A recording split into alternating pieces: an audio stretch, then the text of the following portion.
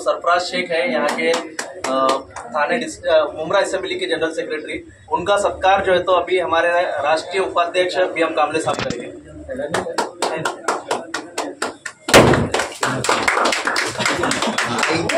ये लो, ये लो।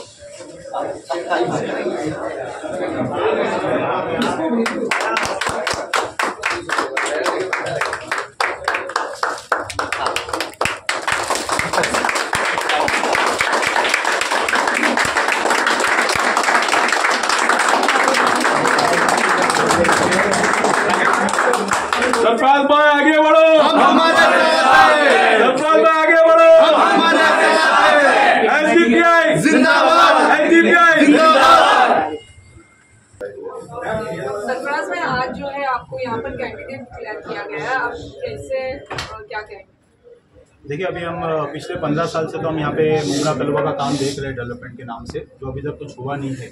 सिर्फ एक बोलते हैं कि पुराना रोड था, छोटा रोड था, तो रोड चौड़ा हो गया।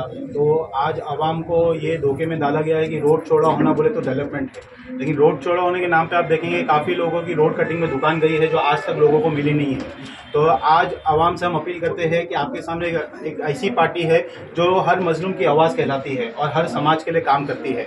और आपने पिछले 1.5 साल से SDPI का काम देखा होगा, चाहे वो प्रोटेस्ट का मामला हो या पुलिस स्टेशन में FIR करने का मामला हो या हाई कोर्ट या सुप्रीम कोर्ट जाने का मामला हो, हर जगह SDPI ने अपने कदम बढ़ा के लोगों को इंसाफ दिला के काम की है। और अभी मुमरा के डेवलपमेंट में जो लोग यहाँ पे टोरेंट से परेशान है, जो गटर नाले से परेशान है और जो स्कूल कॉलेज से जो परेशान है, IT कॉलेज नहीं है, यूनिवर्सिटी नहीं है, लाइब्रेरी अच्छी नहीं है, तो ये सब हम आवाम को ला के देंगे। और हम आवाम से ये भी बोलते हैं कि आपके सामने एक ऐसी पार्टी है, सिर्फ आप एक बार मौका देखिए, आप कभी ये 5 साल में नाव में तो मायूस नहीं होंगे।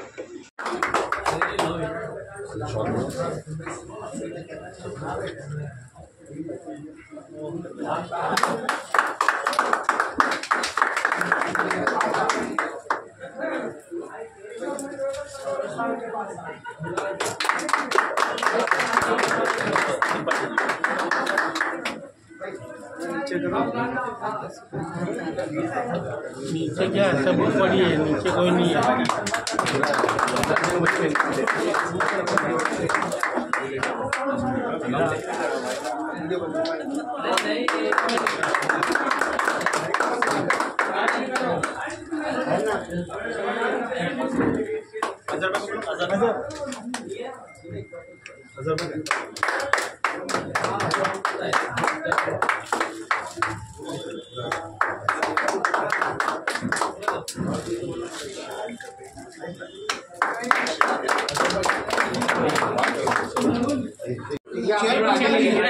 आगे लेंगे ना उधर को निकाल सर। ठीक है, आइए साहब, प्रकाश भी बीच में एक मिनट, वो शॉट दीजिए पहले। एक मिनट। मजलूम लोगों का जाति और धर्म के आधार पर वोट बैंक बनाकर इस देश में संविधान के विरोध में काम करने वाले लोग सत्ता में बैठकर इस देश को बर्बाद कर रहे हैं, उसके विरोध में social democratic party of India की ओर से महाराष्ट्र में 288 जो सीट है उसमें से सिर्फ 25 सीटों पर चुनाव लड़ेगी। ये जो पहला चरण है उसमें 8 सीटें हम लोगों ने नेशनल से डिक्लेयर की है। उसमें से पहला सीट है औरंगाबाद, जो कि औरंगाबाद मध्य से जाना जाता है, सेंट्रल से जाना जाता है। वहां से मुजम्मिल खान हमारे कैंडिडेट होंगे। औरंगाबाद ईस्ट से सईद कलीम साहब हमारे कैंडिडेट होंगे। औरंगाबाद में जो पैठन है वहां से हफीज इमरान ये कैंडिडेट होंगे। थाने जिले में, जो कि कल्याण की पार्लियामेंट कॉन्स्टिट्यूंसी है, उसमें कलवा मुमरा नाम से जो हम यहाँ पे पत्रकार परिषद ले रहे हैं, उसमें से कलवा मुमरा सरफराज शेख चुनाव लड़ेंगे। जालना सिटी से असदुल्लाह रिजवी चुनाव लड़ेंगे। मालेगांव सेंट्रल से अब्दुल्ला खान जो कि पेशे से इंजीनियर है, वो चुनाव लड़ेंगे। नांदेड़ साउथ से एजाज अहमद चुनाव लड़ेंगे। अकोला वेस्ट सोहेल कादरी, ऐसे हमारे social democratic party of India की ओर से 8 लोगों का नाम पहली लिस्ट में हम लोगों ने डिक्लेयर किया है। सर, ये पूरे महाराष्ट्र में 25 ही जगह क्यों चुनी गई है? क्या कारण रहा 25 जगहों पर आपका कैंडिडेट उतारने? पहली बात तो ये है कि जो भी पॉलिटिकल पार्टी होती है वो चुनाव ही नहीं लड़ेगी तो वो पार्टी बनाकर क्या मतलब। पार्टी हमने इसलिए नहीं बनाया कि लोगों के दुख और दर्द जो होते हैं उसको उसकी आवाज बनके विधानसभा में और लोकसभा में उसकी आवाज होनी चाहिए। पार्टी तो इसीलिए बनाया और इसीलिए हम लोग जो है 25 सीटों से ही चुनाव लड़ेंगे। बाकी जो सीटें हैं वो सीटें जो फैसिस्ट ताकतें हैं उसके विरोध में जो भी लोग लड़ रहे हैं उनके लिए हम लोगों ने छोड़ दिया। तो मुमरा कलवा को लेकर आपकी रणनीति क्या है अभी चुनाव? मुमरा कलवा में जनरली जो भी पॉलिटिकल पार्टियां हैं वो लोग शेड्यूल कास्ट, शेड्यूल ट्राइब और माइनॉरिटी का जो इस्तेमाल है वो वोट बैंक के लिए करते हैं। मुझे याद है, अभी साल का याद नहीं है, मगर मुमरा में मुझे एक बार बुलाया गया था जमाते इस्लामी हिंद की ओर से। उस समय मैं अधिकारी था सेंट्रल गवर्नमेंट में। कम से कम 6 या 8 हजार का जन समुदाय होगा सुनने के लिए। 9 रैपिड एक्शन फोर्स की गाड़ियां थी। उस समय इशरत जहां का एनकाउंटर हुआ था और उस समय हमारे विधायक जी जो थे उनको नहीं बुलाया गया था मगर वो आ गए थे। उस समय उन्होंने किसी भी मुद्दे पर बात नहीं किया, या जो भी सेकुलर पार्टी कहती है वो कहने के लिए है, बात रखने के लिए या उनके लिए काम जो करना है उसके लिए नहीं। उनके वोट के लिए वो लोग काम करते हैं। हम लोग SC, ST, OBC और माइनॉरिटी जो सेकुलर पार्टी वोट बैंक बनाकर इस देश में फैसिस्ट लोगों को सहयोग करती है उसके विरोध में हम लोग चुनाव लड़ रहे हैं। और यहाँ पर लगभग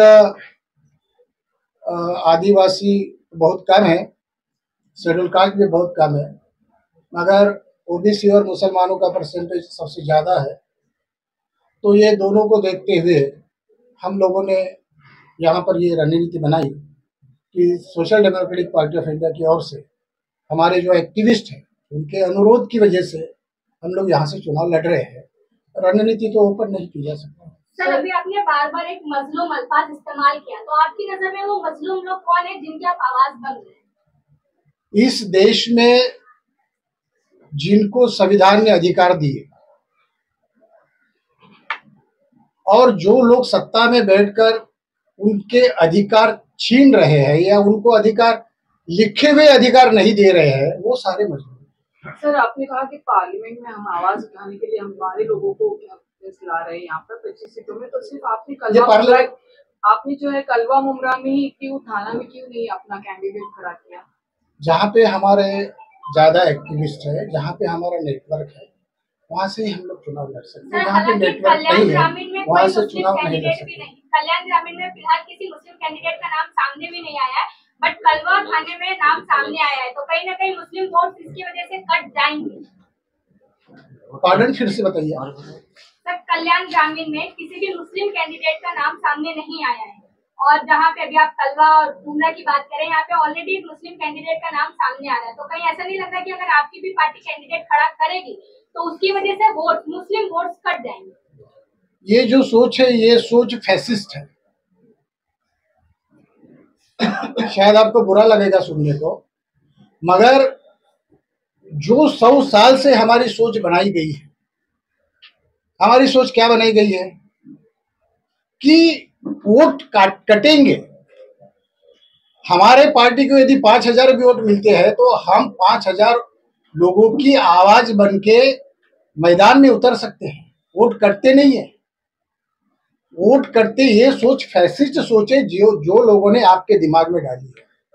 सर, अभी आपने 8 उम्मीदवारों के नाम का ऐलान किया है, सभी की सभी मुस्लिम है। एसटी ओबीसी की भी आप बात कर रहे हैं, तो क्या है जो 18 बाकी है उनमें कोई एसटी ओबीसी अदर कास्ट से गैर मुस्लिम है? क्योंकि अगर हम ये उम्मीद करते हैं कि सेक्युलर पार्टियों ने मुस्लिम उम्मीदवार को मौका देना चाहिए, तो एसडीपी से भी तो ये उम्मीद होना चाहिए ना कि ये गैर मुस्लिम और एससी ओबीसी को मौका। बिल्कुल सही बात है कि 25 सीटों में से 8 हमने डिक्लेयर की है, बची हुई सीटों में शेड्यूल कास्ट और ओबीसी कैंडिडेट ये करेंगे। मगर एक सोच आपको मैं बता दूं कि मुस्लिम लोगों का हर कोई इस्तेमाल कर रहा है, सारी पार्टियां। जो मुस्लिम की विरोधी पार्टियां है उसको भी मुस्लिम कैंडिडेट मिलता है, मगर जो मुस्लिम की हमदर्द पार्टियां है उसको मुस्लिम कैंडिडेट नहीं मिलता। सर, मुमरा में तो इस्तेमाल करते हैं, इस्तेमाल के लिए उसका ये किया जाता है। हम लोग एससी एसटी ओबीसी माइनॉरिटी की, इस देश के लोगों की बात कर रहे हैं, मजलूमों की बात कर रहे हैं, तो निश्चित रूप से जितने भी मजलूम हैं, 18 सीटें जो बची हुई है, 17 सीटें, उसमें आपको देखने को मिलेगी। क्या मुद्दा लेके चुनाव में आपके उम्मीदवार उतरेंगे? मुद्दा जो है विकास वगैरह तो हर लोग देखो ये हमारा विकास हमारा कोई मुद्दा नहीं है। देश में जो सरकार होती है वो सरकार रोड बनाने के लिए नहीं होती है। लोगों के जो जीवन है, वास्तविक जीवन है, आपने रोड बना लिया, आपके पास गाड़ी नहीं है, क्या मतलब है उस रोड का? आप झोपड़पट्टी में रहते हो, वहां एम्बुलेंस नहीं जाती है, वहां तो रोड है ही नहीं। रोड किस लिए बने हैं देश में? मेट्रो सिटीज में जो रोड बने हैं वो आम लोगों के लिए नहीं बने हैं। जिनको देरी होती थी उनके लिए बने हैं, आम लोगों के पास में समय ही समय है। तो हमारे मुद्दे जो है, सबसे बड़ा मुद्दा है बेरोजगारी का, सबसे बड़ा मुद्दा है महंगाई का, तीसरा महत्वपूर्ण मुद्दा है भाईचारे का। भाईचारे का मुद्दा सबसे पहला आता है। भाईचारा बढ़ेगा तो अपनी एक रोटी में से आधी रोटी दूसरे को दे देगा, मगर यहां तो सब लूटने के लिए लोग बैठे हुए हैं। 3 मुद्दे हमारे हैं, भाईचारा, महंगाई, बेरोजगारी। ये 3 मुद्दों पर हमारा चुनाव होगा।